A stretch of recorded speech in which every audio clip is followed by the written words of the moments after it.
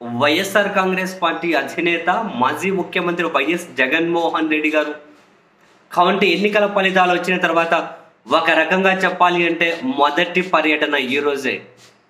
బాధితుల పరామర్శ అనుకోండి, లేకుంటే వాళ్ళ పార్టీ నాయకుల పరామర్శ అనుకోండి. నెల్లూరు జైల్లో రిమాండ్లో ఉన్నటువంటి పిన్నెల్లి రామకృష్ణారెడ్డి గారిని పరామర్శించే పర్యటన మొదటి పర్యటనే. అంటే మన పులివెందులకు వెళ్ళారు, సొంత ఊరికి వెళ్ళారు, అక్కడ కలిసి వచ్చారు. బట్ ఇది పరామర్శ మాత్రం ఇది మొదటిది.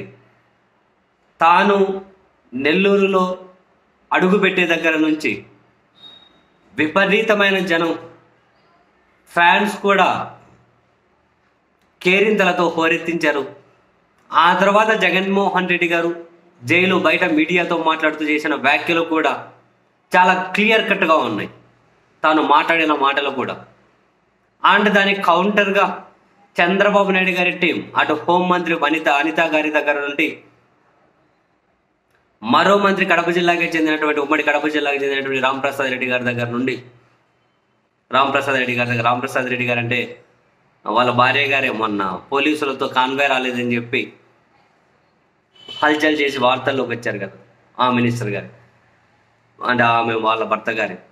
తన దగ్గర నుండి చాలామంది టీడీపీ వాళ్ళు కూడా మీడియా సమావేశం పెట్టి జగన్మోహన్ రెడ్డి గారి నెల్లూరు పర్యటన మీద చేసినటువంటి కమెంట్స్, ఆ కమెంట్స్లో తత్తరపాటు ఒకంత ఆశ్చర్యాన్ని కలిగించింది. జగన్మోహన్ రెడ్డి గారి మొదటి పర్యటన, ఆ పర్యటనలో కనిపించిన కాన్ఫిడెన్సు టీడీపీ క్యాంపుకి ఏమైనా కనుక క్యాంపును భయపెట్టిందా అని చెప్పి అనిపించే విధంగా సాక్షాత్తు హోంమంత్రి గారే అంటూ ఉన్నారు, జగన్మోహన్ రెడ్డి గారికి ములాఖత్తు లేవంది లేదా, 25 లక్షలు ప్రత్యేక హెలికాప్టర్లు ఖర్చు పెట్టుకొని మరీ పోయి అక్కడికి వెళ్ళారు, స్పెషల్ ములాఖత్ ఇచ్చారు. దీని మీద నేను జైళ్ల శాఖ ఐజీతో కూడా మాట్లాడతాను. ఈ విధంగా ములాఖతులు లేకపోతే మీరు ఇవ్వకుండా ఉండేది ఉంటుంది, లేకపోతే ఇవ్వకుండా ప్రొసీజర్ను ఫాలో అయ్యేది ఉంటుంది. ఒక అబద్ధాన్నే నిజమని చెప్పి ప్రచారం చేయగలిగే మీడియా మీకున్నప్పుడు మరి ములాఖతులు లేకుండా జగన్ వచ్చాడని చెప్పి అనే నిజాన్ని మీరు ప్రచారం చేసుకోలేరా? కాదు.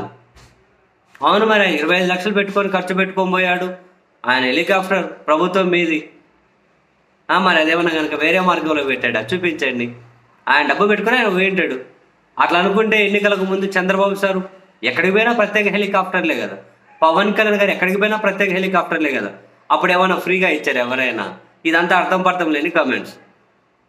అప్పుడు ఎవరైనా ఫ్రీగా ఇచ్చారా?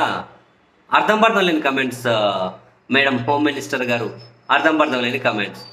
ములాఖాతు లేకుంటే ఇచ్చేది లేకుండా ఉండ్రి, అర్థం పర్థం లేని కమెంట్. జైళ్ల శాఖ ఐజీతో మాట్లాడుకోండి, లేకుంటే మీ ఇష్టం, మీరే కదా హోము. ఇవి అర్థం పర్థం లేని కమెంట్స్. మరి జగన్ గారు అన్నారు 14వ తేదీ జరిగితే 23వ తేదీ ఎందుకు పెట్టారు, మధ్యలో సిట్టు వచ్చినప్పుడు ఈ ప్రస్తావన ఎందుకు రాలేదు, అసలు పిన్నెల్లితో కనీసం ఎక్కడెక్కడ అటాచ్మెంట్ కూడా లేపడి ఒకరికొరు ఎదురుగానే పడకుండా మరి ఆయన సీఐ మీద పిన్నెల్లి ఎట్లా దాడి చేశాడు అని చెప్పి జగన్మోహన్ రెడ్డి గారు మాట్లాడిన మాటలు కూడా కక్షపూరితంగా ఆయన ఇరికిచ్చి లోపల పెట్టారనే ఆ మాటలు కూడా ఈవీఎం ధ్వంసం కేసులో కాదు, అందులో బెయిల్ వచ్చేసింది, ఇది కక్షపూరితంగా పెట్టారు లోపల అని చెప్పిన విషయాలు కూడా జనాల్లోకి వెళ్ళాయి.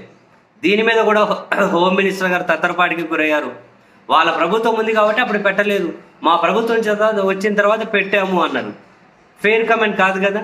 మే 14 వీళ్ళ ప్రభుత్వం ఎక్కడొచ్చింది, 23 ఎక్కడొచ్చింది? మే 14 అయితే 23 వరకు కేసు ఎందుకు పెట్టలేదు అనేది జగన్ గారి ప్రశ్నే. మే 23 వీళ్ళ ప్రభుత్వం ఎక్కడొచ్చింది? ఫలితాలు వచ్చిందే జూన్ 4 కదా. అంటే ఒక విధంగా తత్తరపాటుకు గురయ్యారు. మరి ఓవరాల్గా అందరిది ఇలాగే ఉంది. మరి జగన్మోహన్ రెడ్డి గారి నెల్లూరు పర్యటన, ఆ పర్యటనలో కనిపించినటువంటి కాన్ఫిడెన్స్, తన కమెంట్స్, తన మాటలు, ఇవన్నీ కూడా మరి టీడీపీ క్యాంపుని ఏమైనా తత్తరపాటుకు గురి చేశాయంటే తెలియదు. లాజిక్ లేకుండా హోమ్ మినిస్టర్ గారే మాట్లాడడం మరి తత్తరపాటు అవుతుందని అనుకుంటున్నాం. ఏమో.